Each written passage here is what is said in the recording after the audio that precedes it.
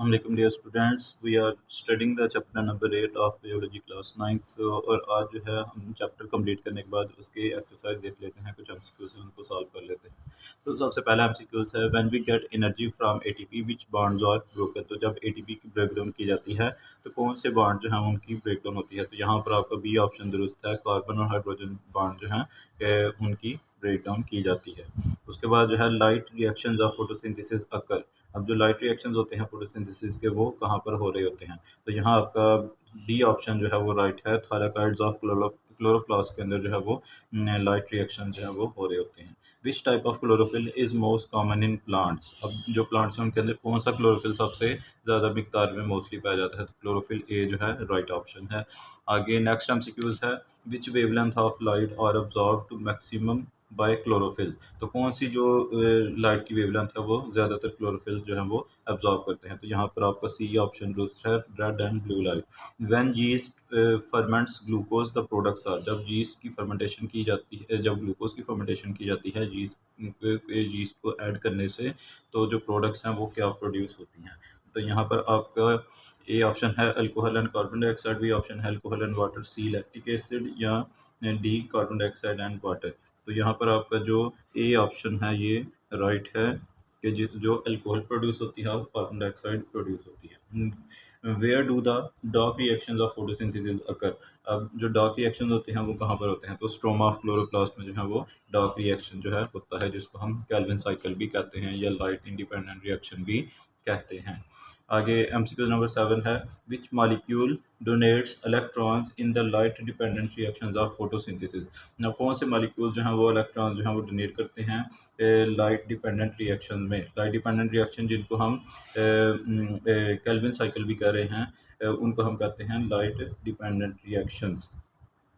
Sorry, light dependent reaction वो होंगे जो जिनको लाइट चाहिए, मतलब कि जो हमारे जो फर्स्ट स्टेप होना है फोटोसिंथेसिस का, उसको हम जिनको हम लाइट रिएक्शन कहते हैं उनको हम लाइट डिपेंडेंट रिएक्शन भी कहते हैं। तो इसमें जो वाटर है वो as a source of electrons जो है वो as a source of protons इस्तेमाल होगा।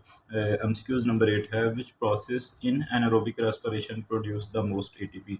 अब इनमें से एरोबिक रेस्पिरेशन के किस प्रोसेस के दौरान सबसे ज़्यादा जो एटीपीज हैं वो प्रोड्यूस होते हैं।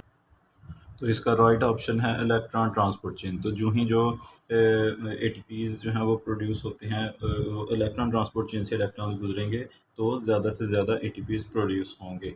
उसके बाद नेक्स्ट एमसीक्यूज है MCQs number 9 how many ATP molecules are the net profit from one glucose molecule during the anaerobic respiration. अब जो ये ग्लूकोज मॉलिक्यूल जो उसकी ब्रेकडाउन की जाएगी उसमें से हमारे पास कितने जो नेट प्रॉफिट है ग्लूकोज के मॉलिक्यूल्स का वो प्रोड्यूस होगा।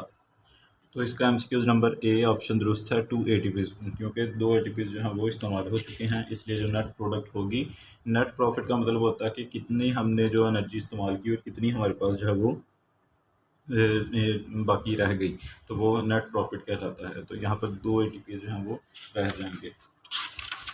उसके बाद एक लास्ट एमसीक्यूज है what is common by product of anaerobic respiration in animal cells.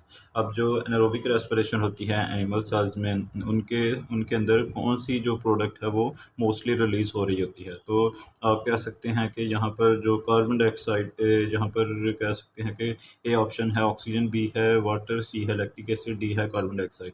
तो यहाँ पर आप सी ऑप्शन कह सकते हैं लैक्टिक एसिड। लैक्टिक एसिड जो है वो as a by product produce हो रहा होता है, सॉरी लैक्टिक एसिड नहीं होगा, कार्बन डाइऑक्साइड जो है वो प्रोड्यूस हो रहा होता है मोस्टली जो ऑर्गेनिजम्स हैं उनके अंदर जब ग्लूकोज की in the absence of oxygen break down हो रही होती है।